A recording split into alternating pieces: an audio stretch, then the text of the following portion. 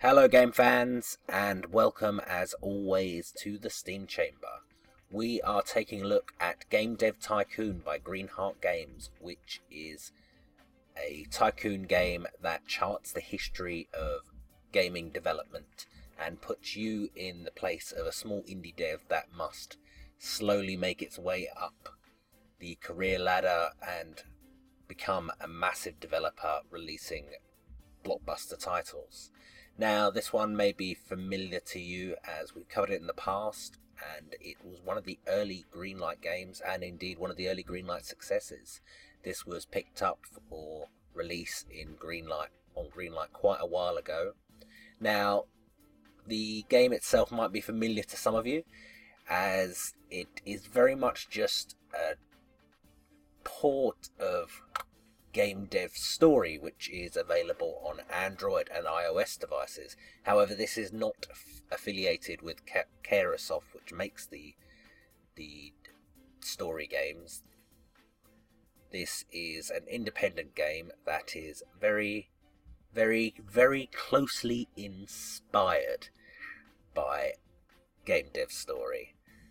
Now, in Game Dev Tycoon, much like in Game Dev Story, you start off with one person and must create a game title in order to make your business bigger. Now, in the case of Game Dev Tycoon, you start off alone in a garage and you essentially have to make your first million in order to move on to bigger and better things. Once you've hit your first million, you will be able to go on to a bigger office and start hiring other staff, but up until that point you are pretty much on your own.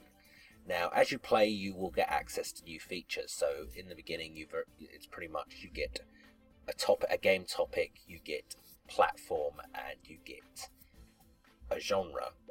As you go through the game, you start to get things like marketing unlocked, you start to get things like creating your own game engine, and then you can start to unlock features of that game engine such as save states and such, and you can start to unlock new graphical styles, you can start to unlock new sound styles, and then as you start to hire your own people, you can start to hire people who are focused on particular aspects such as sound and graphics, and then you can also train all of those staff as well.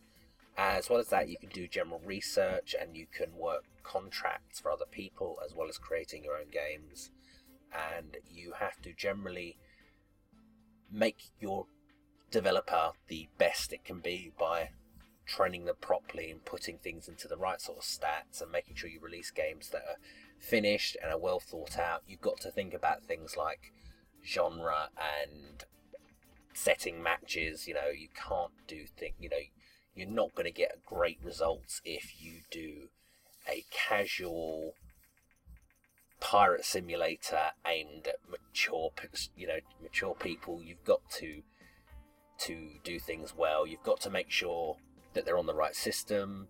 For instance, the casual games don't do so well on the PC, but you can make casual games and comedy games tie up quite well, and then you also get a buff if they're on the right consoles, such as a Game Boy or the game's equivalent.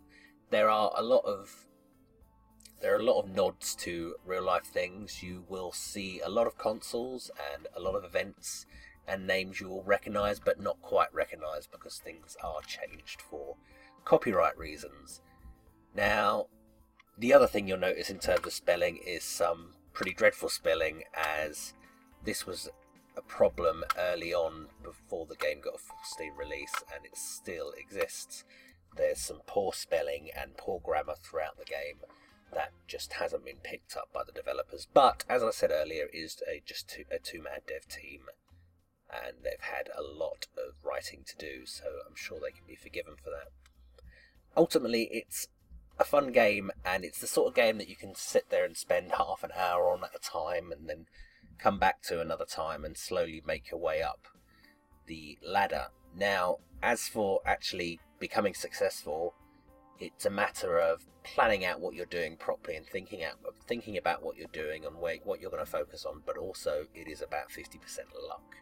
Sometimes you will make a game and it will just get 3s and 4s across the board from the reviewers and not sell very well. And other times you will complete a project and you'll get 10s.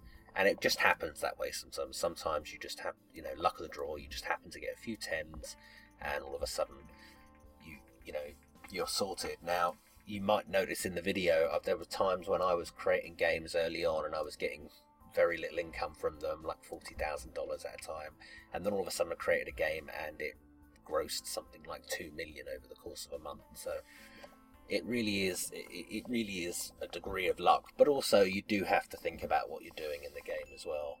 I mean, visually the game, there's not a lot going on, but it's not really required. It's not this is more of a stats-based and text-based game.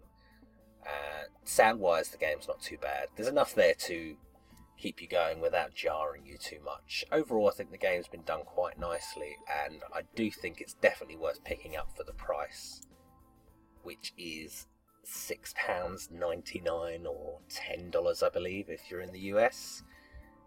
It's definitely worth your time. If you're into the sort of tycoon and the sim sort of games like this, then it's something you'll definitely get some gameplay out of. However, if you've played Game Dev Story a lot in the past on your phone, then if you've played that and you're bored with that, then maybe this isn't for you. But if you've played that and would like to play that some more, then definitely take a look at this, because it's more of the same essentially.